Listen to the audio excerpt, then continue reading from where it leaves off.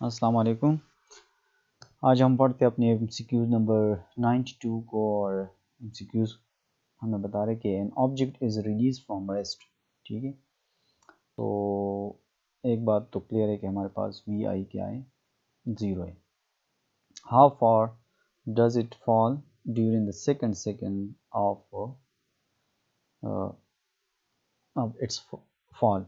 ठीक है, let's say हमारे पास कोई ऑब्जेक्ट है और ये नीचे गिर रही है। फॉर एग्जांपल ये 1 सेकंड ड्यूरेशन ले रही है, इसी तरह ये सेकंड में ये ड्यूरेशन ले रही है। तो एक बात तो ये जाहिर है कि हमारे पास टाइम 1 जो है लेट्स से उसका मैं नाम रख लेता हूँ, और ये 1 सेकंड है। ठीक है, T2 जो हमारे पास है वो भी 1 सेकंड है। तो ये लोग बता रहे हैं कि यहाँ से यहाँ तक जो डिस्टेंस है, सेकंड में जो डिस्टेंस कवर हो रहा है वो कितना हो सकता है। तो हमने पहले सारा का सारा डिस्टेंस फाइंड आउट करना है। ठीक है, लेट्स से उसका मैं नाम रख लेता हूँ h, और फिर इस 1 को फाइंड आउट करना है, और टोटल से हम अगर इस 1 को माइनस कर ले तो हमें रिक्वायर्ड रिजल्ट मिल जाएगा। ठीक है, तो हमारे पास एक इक्वेशन है कि s is equal to v i t plus half a t square. तो उसमें हमारे पास लेट्स से मैं टोटल की बात कर लेता हूँ। तो s हमारे पास इस सिचुएशन में डिस्टेंस जो है h है, टोटल अगर मैं बात कर लूँ तो वो हमारे पास वी आई 0 हो जाएगा और plus half g t square हो जाएगा। ठीक है, इसमें अगर हम वैल्यूज पुट कर ले, टी हमारे पास लेट्स से इसकी मैं कर लेता हूँ 1, तो ये हो जाएगा राउंड अबाउट हमारे पास 19.6 जब हम इसको कैलकुलेट कर लेते हैं मीटर्स में। इसी तरह अगर मैं इस 1 के लिए यही इक्वेशन यूज़ कर लूँ, ठीक है, ये इक्वेशन अगर मैं इस 1 के लिए यूज़ कर लूँ तो वो टाइम ले रहा है 1 सेकंड, तो ये हो जाएगा हाफ जी टी। ठीक है, ये हो जाएगा हमारे पास जी टी स्क्वायर और वो ले रहा है टाइम 1 सेकंड। ठीक है, तो इसमें हमें वैल्यू मिल जाएगी राउंड अबाउट 4.9, ठीक है, मीटर्स। तो इस 2 हमारे पास अननोन है। ठीक है, तो इससे हम इस 2 की वैल्यू निकाल सकते हैं कि टोटल से अगर हम माइनस कर ले इस 1 को, ये मीन्स 19.6 से अगर हम माइनस कर ले क्या चीज़, हम माइनस कर ले 4.9, तो ये राउंड अबाउट आ जाएगा 14.7। ठीक, तो 14.7 इसमें ऑप्शन सी सही है। ऑप्शन सी जो है इसका सही आंसर है। 93 में कह रहे हैं कि neglecting the effect of air resistance, stone drop of 175 metres high building lands on the ground in. अब हमने टाइम को फाइंड आउट करनी है, वही इक्वेशन हम यूज़ करते हैं। ठीक है, अब फॉर एग्जांपल अगर मैं कह लूँ कि h is equal to half g t square, ठीक है, तो ये हो जाएगा t square that will be equal to, ठीक है, ये हमारे पास हो जाएगा 2h डिवाइडेड बाई जी, और इसको मैं स्क्वायर रूट कर लूँ फॉर एग्जांपल, इसका अगर मैं स्क्वायर रूट ले लूँ तो ये कैंसिल आउट हो जाएगा। ये हमें वैल्यूज़ अगर हम पुट कर लें तो लेट्स से अगर मैं कह लूँ कि 2 मल्टीप्लाई बाई 175 है और डिवाइड बाई 9.8 है। ठीक है, या आप डायरेक्ट 10 भी ले सकते हो, तो ये अप्रोक्सीमेटली हमारे पास इक्वल हो जाएगी 5.9 सेकंड्स की, और 5.9 सेकंड अप्रोक्सीमेटली किस चीज़ के बराबर है, 6 की। ठीक है ना, तो इसमें भी सी ऑप्शन सही है। अच्छा, 94 में हमें बता रहे हैं कि the area under a velocity time graph represents, velocity time graph है। ठीक है, और इसकी एरिया हमने फाइंड आउट करनी है। लेट्स से अगर मैं कहूँ कि ये हमारे पास टाइम है, ठीक है, और यहाँ पे वेलोसिटी है, सही है, और ये कोई एरिया इसमें आ रही है। ठीक है ना, फॉर एग्जांपल यहाँ से लेकर यहाँ तक,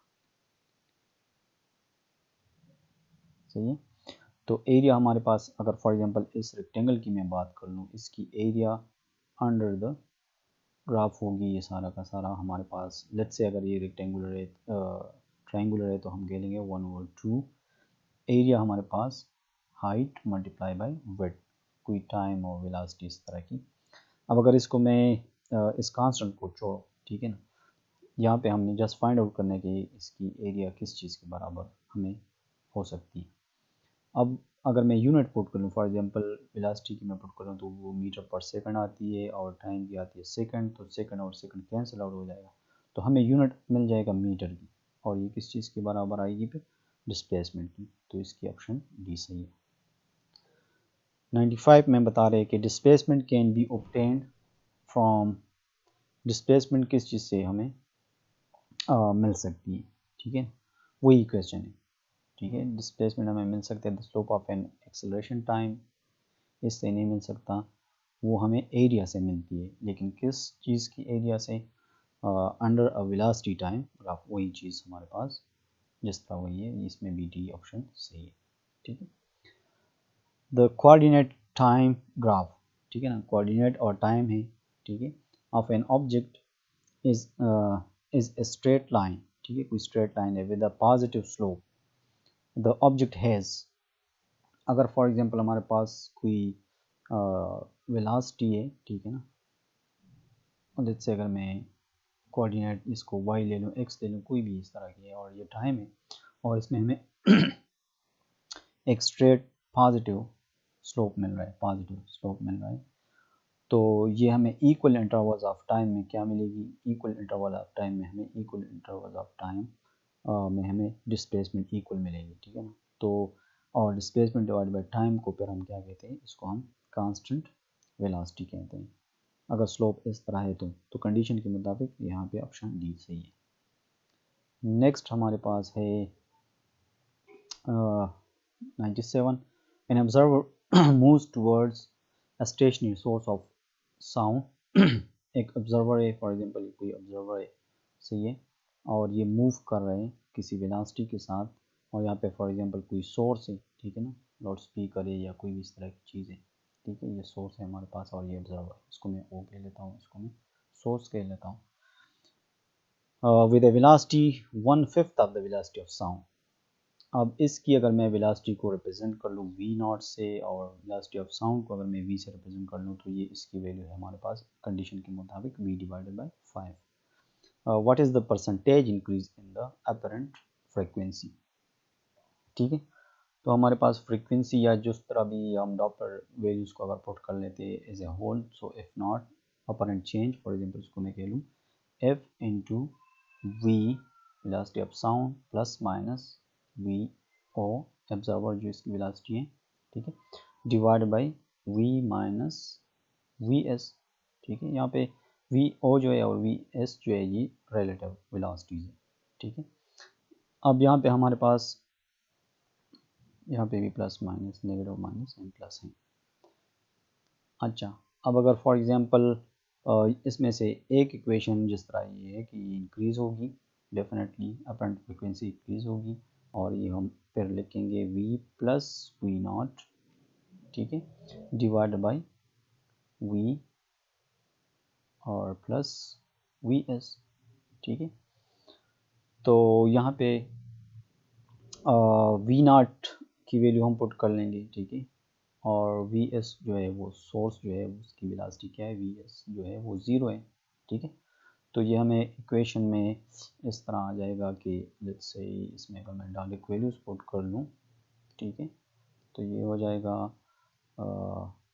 एफ अपनी जगह, ठीक है, और ये हो जाएगी ये चीज़ किस चीज़ के बराबर, वी अपनी जगह, वी नॉट की वैल्यू हम पुट कर लेंगे वी डिवाइड बाई 5, ठीक है, डिवाइड बाई वी एस 0 है तो ये हो जाएगा वी, इसको जब हम कैलकुलेट कर लेते हैं तो हमारे पास चलो इस साइड पे मैं कर लेता हूँ, this will be f naught will be equal to 6 divided by 5, ठीक है, और ये हो जाएगा एफ। अब हमें परसेंटेज इंक्रीज़ को फाइंड आउट करना है, तो परसेंटेज इंक्रीज़ जो होता है वो हमने फर्स्ट चैप्टर में पढ़ा होगा, अनसर्टेनिटी या इस तरह की जो इक्वेशंस होती है वो बराबर होती है हमारे पास ओरिजिनल फ्रीक्वेंसी, ठीक है, and change in the frequency, और वो चेंज इन द फ्रीक्वेंसी हमारे पास एफ नॉट माइनस एफ के बराबर है इस सिचुएशन में। इसमें जब हम वैल्यूज पुट करते हैं तो हमें राउंड अबाउट मिल जाएगा 20 और परसेंटेज यानी मीन्स 100% इसके साथ हम मल्टीप्लाई कर लेंगे तो ये 20% आता है। तो इसमें ऑप्शन डी सही है, ऑप्शन डी। 98 में the self inductance of the motor of an electric fan is 10 Henry. Self inductance को फॉर एग्जांपल मैं एल से रिप्रेजेंट कर लेता हूँ और वो है हमारे पास 10 हेनरी। और in order to impart maximum power at frequency हमें गिवन है that is 50 हर्ट्ज। ठीक है, हमने मैक्सिमम पावर को फाइंड आउट करना है। It should be connected to a capacitance. अच्छा, मैक्सिमम पावर के लिए हमने क्या फाइंड आउट करना है, कैपेसिटेंस को फाइंड आउट करने के लिए कैपेसिटेंस कितना होगा। तो हमें एक इक्वेशन याद है कि पावर जो होता है वो हमारे पास आई वी के बराबर होता है। अब वी हमारे पास आई आर के बराबर होता है, तो इसमें अगर मैं वो वैल्यूज पुट करूँ तो ये हो जाएगा v square divided by are.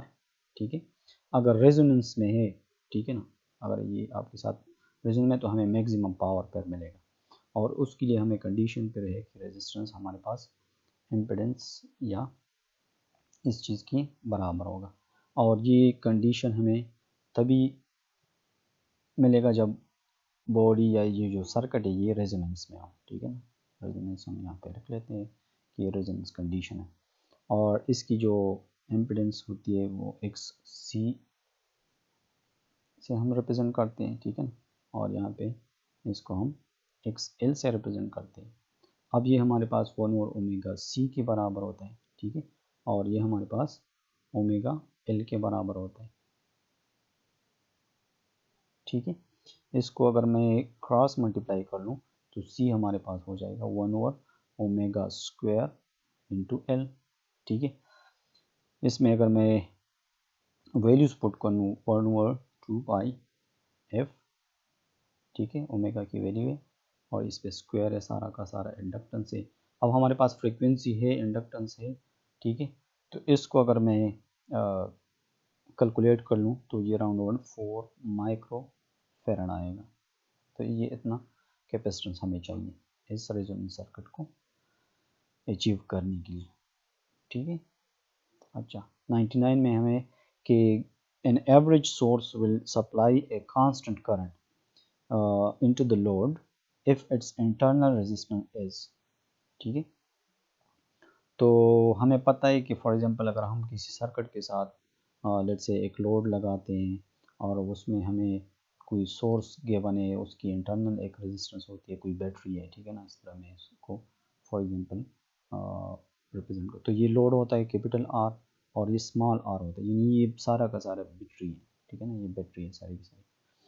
तो इसमें हमें ईएमएफ जो है या वोल्टेज जो है ये हमारे पास बराबर होती है I into R plus small r. ठीक है, तो हमें मैक्सिमम पावर इसी कंडीशन में हमें इसी तरह मिलेगा कि आई स्क्वायर आर। ठीक है, आई की अगर मैं वैल्यू पुट कर लूँ तो ये हमारे पास इस इक्वेशन से आई की वैल्यू आ जाएगी हमारे पास epsilon square divided by capital R plus small r and whole square and multiply by R. ठीक है, तो ये सारी की सारी वैल्यूज़ अगर मैं पुट कर लूँ और इसमें एक इक्वेशन पर हमारे पास फाइनल आ जाएगा। ठीक है ना, इसके साथ कोई मैथमेटिकल इक्वेशंस अगर इस तरह हम इसको a plus b whole square से ओपन कर ले और फिर इसके साथ हम add and subtract 2r capital R and small r ये कर ले तो हमारे पास एक इक्वेशन आ जाएगा एप्सिलॉन स्क्वायर। ठीक है, इंटू आर डिवाइडेड बाय, ठीक है, r minus small r in whole square. ठीक है, and plus 4r and small r. ठीक है, ये एक नेट इक्वेशन आ जाएगी, अगर वो कैलकुलेशन हम कर ले तो वो आसान है। ठीक है ना, अब हमारे पास अगर मुझे मैक्सिमम पावर चाहिए तो इससे हमें ये जाहिर है कि यहाँ पे जो रेजिस्टेंस है ये इन्वर्सली प्रोपोर्शनल है पावर की। ठीक है, अच्छा चलो इससे हम कर लेते हैं। चलो अगर फॉर एग्जांपल आर हमारे पास क्या हो, इंटरनल रेजिस्टेंस 0 हो, तो इससे हमारे पास पावर आ जाएगा epsilon square divided bye 4 in capital R. ठीक है, तो ये हमें मैक्सिमम पावर तभी दे सकते हैं जब आप इसकी इंटरनल क्या हो, इंटरनल रेजिस्टेंस 0 हो। तो इसमें ऑप्शन सी मेरे ख्याल से सही है। कैलकुलेशन इसकी आप कर सकते हो, ठीक है ना। जस्ट मैंने क्या किया है, इसको ओपन किया है with formula a plus b whole square, और फिर इसके साथ मैंने ऐड एंड सब्ट्रैक्ट किया है +2r capital R in small r, तो वो हम इस तरह कर सकते हैं। अच्छा, 100 में हमें बता रहे हैं कि circuit has a resistance of 12 ओम। ठीक है, रेजिस्टेंस हमें गिवन है दैट इज़ 12 ओम, सही है। और इम्पीडेंस क्या है, लेट्स से उसको हम जी का नाम देते हैं, 15 ओम है। ठीक है, द पावर फैक्टर हमारे पास cos 5 के बराबर होता है। ठीक है ना, cos 5 and that is equal to R divided by G. ठीक है ना, इस तरह की सर्किट के लिए इस तरह होता है, सही है। तो इसको हम सिंपली कर लेंगे 12 डिवाइड बाई 15, तो ये राउंड अबाउट आ जाएगा 0.8। ठीक है ना, 0.8 इसका क्या है, पावर फैक्टर है। 101 में ये बता रहे कि an uniform electric field and uniform magnetic field are produced pointing in the same direction. For example ये हमारे पास क्या है, लेट्स से इलेक्ट्रिक फील्ड है, सही है, और ये हमारे पास क्या है, जैसे हम कंसिडर कर लेते हैं कि ये हमारे पास मैग्नेटिक फील्ड है, दोनों सेम डायरेक्शन में है। अब हम क्या करते हैं, an electron is projected with a velocity pointing in the same direction। हमें क्या है, ये वेलोसिटी गिवन है और ये भी इसी डायरेक्शन में इलेक्ट्रॉन जा रहा है। ठीक है ना, उसकी वेलोसिटी इस तरह है। तो then the electron will turn to its right, या लेफ्ट की तरफ जाएगी, या इसकी मैग्नीट्यूड इंक्रीज होगी कि डिक्रीज होगी वेलोसिटी की। तो सिंपल सी बात है कि हमारे पास नेट जो फोर्स होता है, लॉरेंस फोर्स जो होता है, वो हमारे पास इलेक्ट्रिक फोर्स और मैग्नेटिक फोर्स की समेशन होती है, और इसको हम नेट फोर्स भी कह सकते हैं, चलो जो भी है, लेकिन यहाँ पे नेट फोर्स आ जाएगा, ये हमारे पास क्यू ई के बराबर है, और ये क्या है, प्लस ये किस चीज़ के बराबर है, q v b and sine theta, यानी वेलोसिटी और मैग्नेटिक फील्ड के दरमियान। अब यहाँ पे एंगल क्या है, परपेंडिकुलर है, या उसकी सॉरी क्या है, ज़ीरो है, पैरेलल सेम डायरेक्शन में ज़ीरो है। ठीक है, तो ये तो ज़ीरो हो जाएगा सारा का सारा टर्म। तो कहने का ये मतलब हुआ, अगर इसमें मैं वैल्यूज पुट करूँ तो ये आ जाएगा माइनस, क्योंकि क्यों इस पे चार्ज माइनस होता है इलेक्ट्रॉन पे, और इस पे एक ही फोर्स एक्ट कर रहा है, वो है हमारे पास इलेक्ट्रिक फोर्स या इलेक्ट्रिक फील्ड जो फोर्स अप्लाई कर रही है, और ये क्या हो जाएगी, इसी डायरेक्शन में इसको रिटार्ड करेगी। ठीक है ना, कि इसमें नेगेटिव आ रहा है, तो ये हमारे पास क्या है कि डी ऑप्शन इसमें सही है। अच्छा, 102 में फिर ये बता रहे हैं कि charge particle of mass m and charge q, ठीक है, travels on a circular path, कोई सर्कुलर पाथ पे इस तरह मूव कर रहा है, एक चार्ज पार्टिकल है q, इसका मास m है। ठीक है, ऑफ रेडियस r, इसकी रेडियस कितनी है, इसकी रेडियस r है, that is perpendicular to magnetic field. ये मैग्नेटिक फील्ड की क्या है, परपेंडिकुलर है। द टाइम टेकन, यहाँ पे टेकन है, ठीक है ना, क्या मैंने लगाया, टेकन डबल ई नहीं है, सही है, सिंगल ई है। अच्छा, तो वो टाइम हमने फाइंड आउट करना है या इसके टाइम पीरियड हमने फाइंड आउट करना है। सिंपल सी बात है कि जब ये सर्कुलेट करेगा तो इस पे सेंट्रीफ्यूगल फोर्स होगी mv² डिवाइड बाई r। ठीक है, और मैग्नेटिक फोर्स परपेंडिकुलर है, साइन 91 के बराबर होगा, तो ये हो जाएगा QVB। ठीक है, एक v तो v के साथ कैंसिल आउट हो जाएगा। अब हमारे पास अगर मैं इसको एंगुलर टर्म में लिख लूँ तो ये r ओमेगा के बराबर होता है। ठीक है, और ये r हो गया, सही है, और QB हो गया, और यहाँ से एक r कैंसिल आउट, यहाँ पे ओमेगा हमारे पास 2 पाई डिवाइड बाई टी के बराबर होता है। ठीक है, सही है, इसमें जस्ट मैंने वैल्यूज पुट की हैं, और फिर ये क्यू बी के बराबर है। सही है, हमें टाइम चाहिए तो इसको जस्ट क्रॉस मल्टीप्लाई कर लें, तो इसको अगर मैं क्रॉस मल्टीप्लाई करता हूँ 2πm divided by Q B हो जाएगा, सही है। और यहाँ पे टाइम पीरियड आ जाएगा, इसकी जो टाइम 2πm और डिवाइडेड बाई क्यू बी, तो इसमें ऑप्शन सी सही है, सही है।